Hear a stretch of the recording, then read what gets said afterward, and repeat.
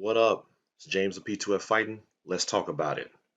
So I got asked a question by Laurentiu Hirlez. Boy, y'all's names.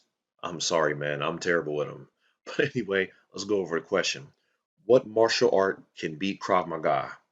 All right, I got an answer. Laurentiu, today's your day.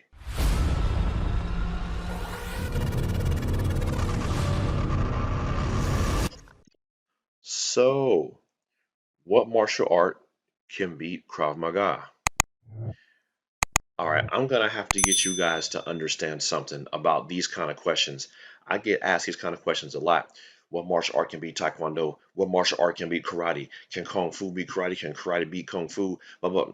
So it's not about the style. It's about the stylist. It's about the person who's doing it. A person from any martial art can beat a person from any other martial art. Um, and people from the street can beat people in martial arts. It's not about the style. Now, there's some styles that are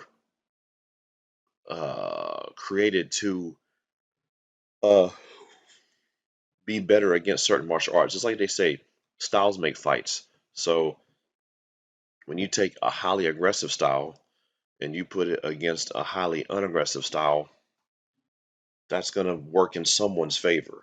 But it depends on the stylist. So if you take a Krav Maga guy and put him against someone who does Aikido, it depends. You know, it depends on how well trained this guy is and how well trained this guy is. Are you going to fall right in his hands and do all the moves he needs to catch your hands and throw you around with joint manipulation? Or does he have no answer for you coming up and just blitzing his ass until he's applesauce? You know what I mean? It depends on the stylist, not the style. And as I've said, there are some styles that are better against other styles because styles make fights. But at the end of the day, uh, if you take two people from different styles and they have the same belt level or the same experience, it's simply going to be their strategy. At the end of the day, it comes down to who's fighting, not what they're using to fight. They'll make you think that you're thinking that because of UFC. In UFC at the very beginning, one through five or one through four, they had all these styles fighting each other, and then Royce Gracie came along and the Gracie family, who created UFC to prove that Brazilian Jiu-Jitsu was a superior style. Okay, but the part they didn't tell you is, I mean, they were tailor made for that competition. There weren't a lot of rules. You could punch to the groin. You were fighting guys of all different sizes. It's true. It's true. Hoist went through and tapped everyone out. So you will think, oh, that style's superior to all the other styles. It's not really so. The thing is that the Gracie family and Hoist himself, they have been in an umpteen number of street fights before they even went into UFC. You can look them up. You can look up the dojo fights. You'll see people coming to the Gracie's gyms in Brazil just to fight them. So, and you will see there's one where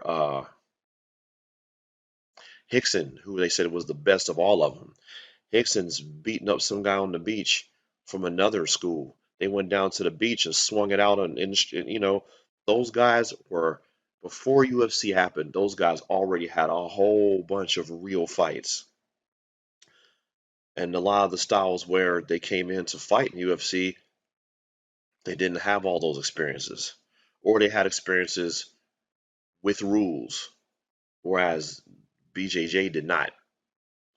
So in this case of Krav Maga, uh, you got it's a great style, but it doesn't mean it can't be beat by any other style because it depends on who's doing it, who's doing it, who are the two fighters, what is their experience, what is their strategy.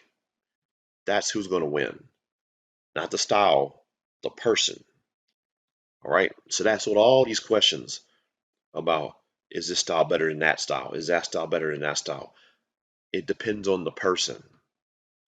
Anyway, that's my answer. Like and subscribe. Holla at your boy.